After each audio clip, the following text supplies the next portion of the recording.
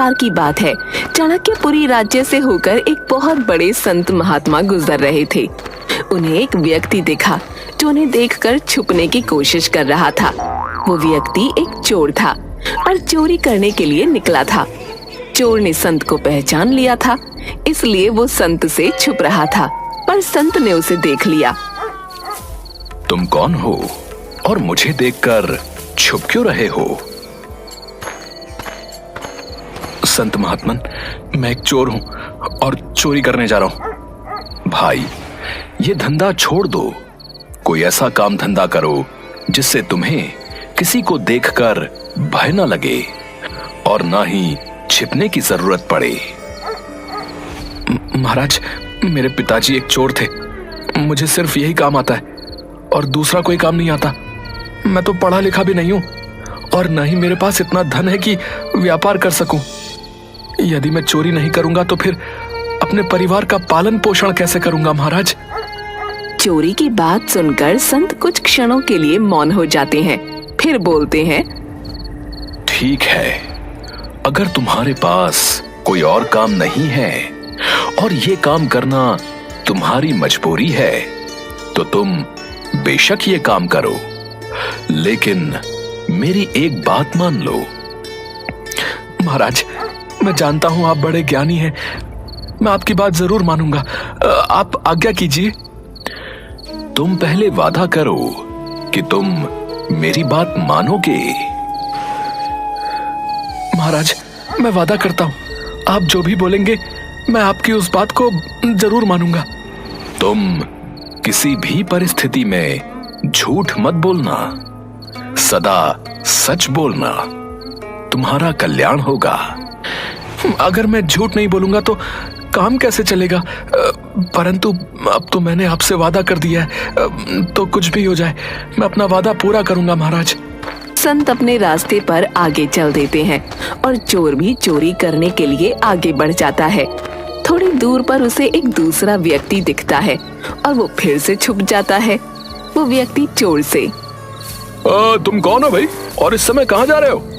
चोर मन ही मन विचार करता है, झूठ तो मुझे बोलना नहीं है, इसलिए सच बता देता हूँ, जो होगा देखा जाएगा। मैं चोर हूँ और चोरी करने के इरादे से अपने घर से निकला हूँ। तुम कैसे चोर हो जो स्वयं ही बता रहे हो कि मैं चोर हूँ? क्यों हंसी कर रहे हो मेरे साथ? तुम अवश्य ही कोई सैनिक या गुप्तचर मालूम होते हो। नहीं, मैं मजाक नहीं कर रहा हूँ, मैं वास्तव में ही चोर हूँ और चोरी करना मेरा धंधा है। भाई, चोर तो मैं भी हूं, परंतु अभी नया नया ही काम शुरू किया है। अच्छा हुआ जो तुम मिल गए। क्या आज मैं तुम्हारे साथ चोरी करने आ सकता हूं? मुझे चोरी करनी सीखनी है। ठीक है, जो मिलेगा दोनों मिलकर बांट लेंगे। वैसे तुम चोरी करने कहाँ जा रहे थे? अभी तो ऐसा कोई विचार नहीं है, देखते हैं, जहां मौका मिल जाएगा वहीं चोरी कर लेंगे। अगर तुम चाहो तो हम राजमहल में चोरी कर सकते हैं। पागल हो गए हो क्या? राजमहल में कैसे घुसेंगे? घबराओ नहीं। अरे, मेरी बात ध्यान से सुनो। मैं पहले राजमहल में नौकर था, परंतु महाराज ने एक छोटी सी बात पर नाराज होकर मुझे नौकरी से निकाल दिया और आज उनकी वजह से मुझे चोरी करने की जरूरत पड़ रही है। अगर महाराज ने तुम्हें निकाल दिया तो तुमने कहीं और काम क्यों नहीं ढूंढा? क्योंकि राजा ने मुझे अपने महल से निकाल दिया तो किसी दूसरे ने मुझे काम देने की हिम्मत नहीं की और इसलिए मजबूरी में मुझे यह धंधा अपनाना पड़ रहा है। चोरी करना अच्छी बात नहीं होती, समझे? फिर तुम क्यों चोरी करते हो भाई? मुझे चोरी करने के अलावा और दूसरा कोई काम नहीं आता है और ना ही मैं पढ़ा लिखा हूं, समझे? इसलिए चोरी करना मेरी मजबूरी है। इसका मतलब हुआ कि हम दोनों ही मजबूरी में चोरी करते हैं। देखो, मुझे राजमहल के एक एक गुप्त द्वार का पता है। चलो, आज हम राजमहल में भाग्य आजमाते हैं। दोनों साथ मिलकर राजमहल के पीछे की तरफ पहुंच जाते हैं और व्यक्ति वहां छुपा हुआ एक गुप्त दरवाजा खोलते हुए चोर से कहता है, तुम पुराने चोर हो, अंधेरे में देखने का तुम्हें अभ्यास है, इसलिए तुम अंदर जाकर सारा माल इकट्ठा करके ले आओ। मैं यहीं पर पहरा देता हूं। इतने बड़े महल में मुझे कैसे पता चलेगा कि सारा धन कहां पर रखा हुआ है? तुम इस द्वार से अंदर जाओगे तो तुम्हें एक बड़ा कमरा दिखाई देगा। वहां पर बहुत सारे संदूक हैं, लेकिन मुख्य द्वार के पास दाहिनी तरफ जो एक बड़ा सा संदूक रखा है ना, तुम उसे खोलना, और उसे खोलने के बाद उसके अंदर तुम्हें एक चरखी दिखेगी। तुम उस चरखी को घुमाओगे तो वो मुख्य द्वार खुल जाएगा। भाई, तुम्हें तो सच में महल के बारे में सब कुछ पता है। उसके बाद तुम उस मुख्य द्वार से अंदर जाना, और उस कमरे के बीचों बीच तुम्हें एक और संदूक दिखेगा। तुम उसे खोलोगे तो उसके अंदर तुम्हें चाबियों का गुच्छा मिल जाएगा। दूसरे दरवाजे के बाईं तरफ बक्सा दिखेगा, जो देखने में सबसे छोटा होगा और एक बड़े से बक्से के ऊपर रखा होगा। चाबियों के गुच्छे में जो सबसे छोटी चाबी होगी ना, उस चाबी से उस छोटे बक्से को खोल लेना। उसमें तुम्हें एक और छोटा सा संदूक दिखेगा। उस संदूक में बहुमूल्य हीरे रखे हैं। बस वही लेकर आ जाना। चोर बिल्कुल वैसा करता है जैसा उस व्यक्ति ने उसे बताया था।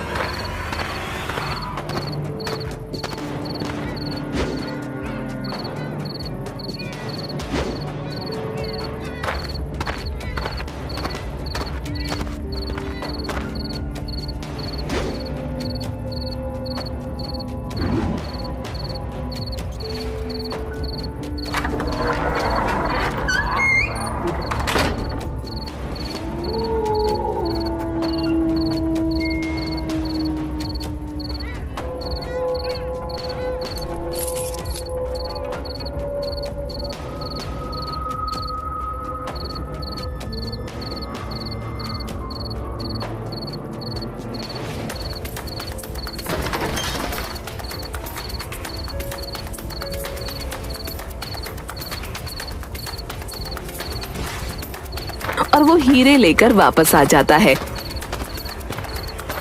भाई, तुमने जैसा कहा था, अंदर सब कुछ वैसा ही था। हाँ, ये लो तुम्हारे हिस्से का हीरा। मैंने उसमें से 2 हीरे निकाले, एक तुम्हारा और एक मेरा। लेकिन उस संदूक में तो 3 हीरे थे। तुम 2 ही क्यों लेकर वापस आ गए भाई? अरे भाई देखो, हम 2 थे। अगर मैं 3 हीरे लेकर आता तो वो तीसरा हीरा हम दोनों में बांटना बहुत मुश्किल था। इसलिए मैंने उस संदूक में से सिर्फ 2 ही हीरे निकाले, ताकि हम दोनों के बीच किसी तरह का मतभेद ना हो जाए। अरे भाई, तुम बड़े विचित्र चोर हो। तुम चाहते तो वो एक हीरा अपने पास रख सकते थे। मैं ऐसा नहीं कर सकता, क्योंकि मैं झूठ नहीं बोलता हूँ। इसलिए मैंने वो एक हीरा संदूक में वापस रख दिया, और हम दोनों के लिए एक एक हीरा लेकर ही बाहर आया। ये लो तुम्हारा हीरा। उस व्यक्ति को एक हीरा दिया और वहां से चला गया। मुझे लगता है कि ये मुझसे झूठ बोल रहा है। भला ऐसा कैसे हो सकता है कि अपनी जान जोखिम में डालकर कोई महल के अंदर चोरी करने जाएगा और सामने रखे हुए 3 हीरों में से सिर्फ 2 ही हीरे लेकर वापस आएगा, और उसमें भी एक हीरा मुझे दे देगा। यह अवश्य ही झूठ बोल रहा। सुबह हुई और थोड़ी देर में ही बात फैल गई कि राजमहल में चोरी हो गई है। राजा ने मंत्री से कहा, चोर के बारे में पता लगाइए। खजाने का द्वार खुला हुआ मिला है। अवश्य ही यह किसी भेदी का काम है। शीघ्र ही इसकी जांच करो और चोर का पता लगाओ। जो आज्ञा महाराज, मैं जल्द ही चोर का पता करता हूँ। मंत्री ने खजाने के कमरे का निरीक्षण किया तो देखा सारे बक्से वैसे के वैसे ही बंद पड़े थे। सिर्फ एक छोटा सा बक्सा खुला था, जिसमें 3 कीमती हीरे रखे थे। मंत्री ने संदूक खोला तो देखा उसमें एक हीरा रखा हुआ है। मंत्री ने अपने मन में सोचा, एक हीरा तो इस संदूक के अंदर ही है। लगता है वो चोर जल्दबाजी में एक हीरा रखना भूल गया है। अगर मैं ये हीरा अपने पास रख लूं तो मैं कितना धनवान हो जाऊंगा। हाँ, चोर अगर पकड़ा गया तो वो लाख कहे कि मैंने सिर्फ 2 हीरे चुराए हैं, उसकी बात कौन मानेगा। हाँ, मैं ये हीरा अपने पास ही रख लेता हूं। हाँ। मंत्री फिर राजा के पास जाता है। महाराज, सारे बक्से तो ठीक हैं, सिर्फ एक बक्सा खुला हुआ है जिसमें 3 कीमती हीरे रखे थे और वही चोरी हुए हैं महाराज। क्या कहा? 3 हीरे चोरी हुए हैं? जी महाराज, उस छोटे बक्से में रखे हुए तीनों कीमती हीरे चोर ले गया महाराज। ठीक है मंत्री जी, आप जल्द ही चोर का पता लगाइए और उसे हमारे सामने प्रस्तुत कीजिए। तलाश शुरू की गई और जल्द ही चोर को राजा के सामने खड़ा कर दिया गया। क्या रात में तुमने ही राजमहल में घुसकर चोरी की थी? जी महाराज, मैंने ही चोरी की है और मैं इसका दंड भुगतने को भी तैयार हूँ, परंतु मेरे साथ एक अन्य भी मेरे साथ इस चोरी में शामिल था। वो कौन था? उसका नाम बताओ। मैं उसका नाम नहीं जानता और न ही उसके घर का पता जानता हूँ। कल रात को पहली बार ही मैं उससे मिला था। मुझे उसके बारे में और कुछ भी नहीं पता है। उसने ही मुझे गुप्त दरवाजे से खजाने के अंदर जाने का रास्ता बताया था। क्या कहानी सुना रहा है झूठा कहीं का है? अपने साथी का नाम जल्दी बताओ, वरना मैं तुम्हारी खाल खिंचवा दूंगा, समझे? आप जो सलूक चाहे मेरे साथ करें, परंतु मैं सच कह रहा हूँ, मुझे उसका नाम पता नहीं मालूम। मैं रात की सारी घटना आप लोगों को बता चुका हूँ और मैं जो भी कह रहा हूँ सच कह रहा हूँ। ये मेरे हिस्से का एक हीरा है जो मैंने अपने पास रखा था। तुम चोर हो, तुम्हारी बात पर विश्वास नहीं किया जा सकता। तुम कहते हो कि तुमने 2 हीरे चुराए थे और एक हीरा अपने साथी को दे दिया। लेकिन चोरी तो 3 हीरों की हुई है, फिर वो तीसरा हीरा कहाँ गया? मैं नहीं जानता, मैंने सिर्फ 2 हीरे ही चुराए थे। तीसरा हीरा मैंने वापस उस संदूक में ही रख दिया था। अगर तुम्हारी बात पर यकीन किया जाए तो ये बताओ, तुमने ऐसा क्यों किया? मंत्री जी, हम 2 साथी थे और संदूक में 3 हीरे थे। अगर मैं तीनों हीरे चुराता तो तीसरे हीरे का बंटवारा करना बहुत ही मुश्किल था। हम दोनों चोरों के बीच कोई मतभेद ना हो, ये सोचकर मैंने एक हीरा संदूक में वापस रख दिया था और 2 हीरे ही अपने साथ लेकर बाहर निकल गया था। मंत्री कुछ कहता उसके पहले ही महाराज बीच में बोल पड़े। मंत्री जी, ये चोर बिल्कुल ठीक कह रहा है। इसने सिर्फ 2 हीरे ही चुराए थे, जिसमें से एक हीरा इसने अपने साथी को दे दिया था और एक स्वयं रखा था। अपने हिस्से का हीरा इसने दे दिया और इसके साथी के हिस्से का हीरा मेरे पास है, क्योंकि मैं ही इसका साथी था। रात को जब मैं भेष बदलकर राज्य में घूम रहा था, उस समय मेरी मुलाकात इस चोर से हुई थी। जो हीरा इसने मुझे दिया था वो हीरा ये है। महाराज ने अपनी जेब से एक हीरा निकालकर सामने रख दिया। दरबार में सन्नाटा छा गया, सब मौन थे। थोड़ी देर बाद राजा, जब ये चोर मेरा हिस्सा मुझे देकर चला गया तो मैंने खजाने में जाकर इसकी जांच की, क्योंकि मुझे लग रहा था कि ये चोर झूठ बोल रहा है और इसने वो तीसरा हीरा अपनी जेब में रख लिया है और मुझे सिर्फ एक हीरा देकर चला गया। लेकिन अफसोस की बात यह है कि जब मैंने संदूक में देखा तो एक हीरा वहीं पर था जो इस समय मंत्री जी की जेब में है। मंत्री जी, आप उस तीसरे हीरे को अपनी जेब से खुद निकालेंगे या मैं सैनिकों को आदेश दूं? मंत्री हीरा निकालकर महाराज को देता है। राजमहल में चोरी के अपराध में मंत्री को कारागार में डाल दिया जाए।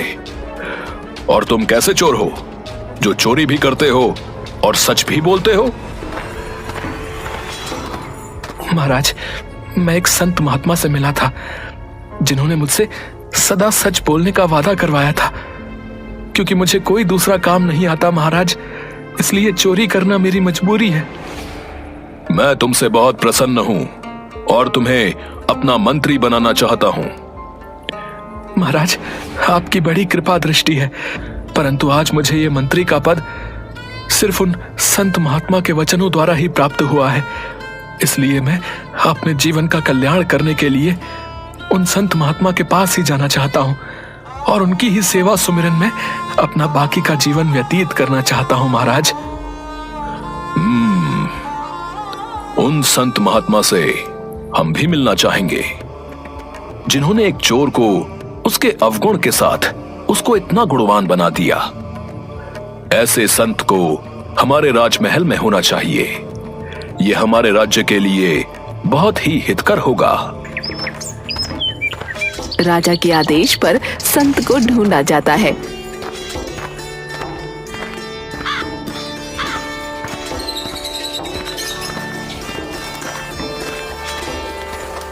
संत को राज्य का राजगुरु बना दिया जाता है और संत के आदेश को मानकर चोर राज्य का मंत्री बनने को तैयार हो जाता है।